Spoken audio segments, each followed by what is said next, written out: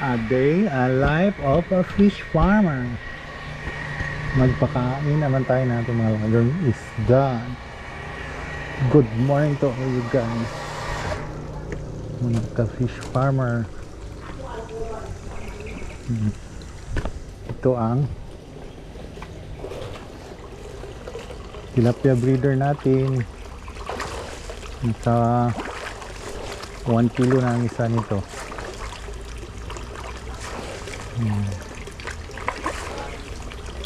Mga anak nila natira dyan.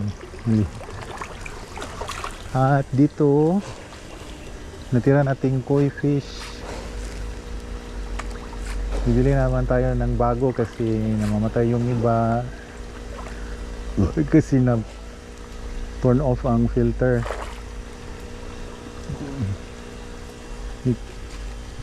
At dito yan ang solar system na, solar power system natin. Yan, nagpaandar ng ating mga pump. Yan. Para makatipid tayo ng kuryente. Dito mga tilapia fry, kainin natin sila ng PO1. Maliliit pa sila, mga 3 weeks pa lang. Yan, 3 weeks, mga half inch na yata sila.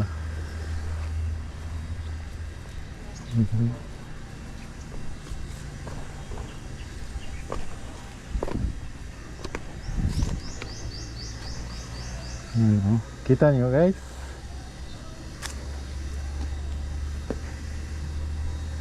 tilapia fry, 3 weeks old.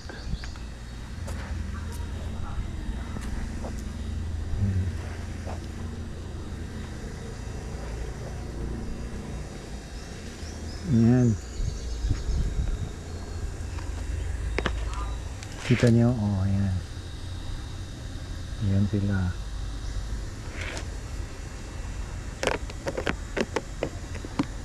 Yan, so dyan din natin ito ang mga guppies.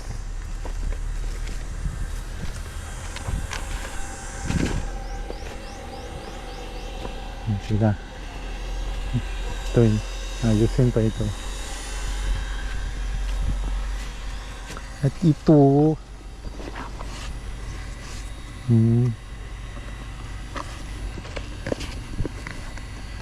mayroong natira dito mga tilapia. Bigyan din natin dito. Kunti lang kasi walang filter. At dito ang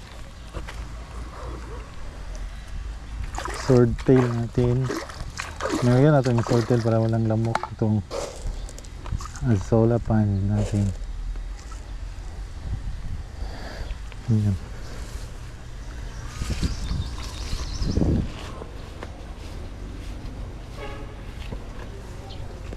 Mga guppies.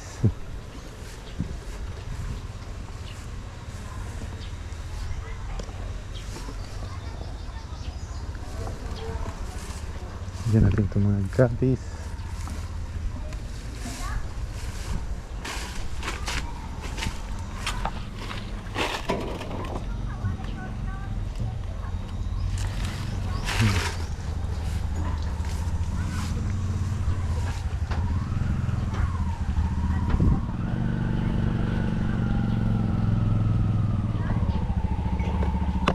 Okay.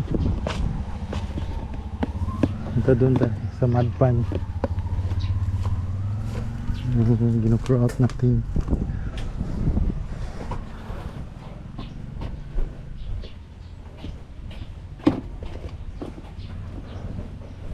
Let's go there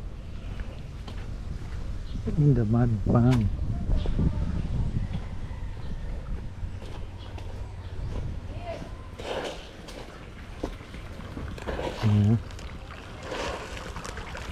Oh, no bats? Ako manggikuhaan. Oo. Ako na manggipalo.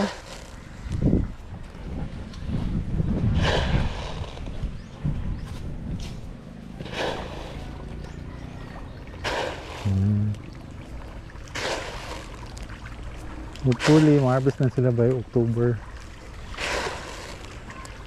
Kasi August, September, October. Medyo hindi sila gano'ng lumaki kasi nasubrahan sa kadami guys. So okay lang, okay naman. Yan.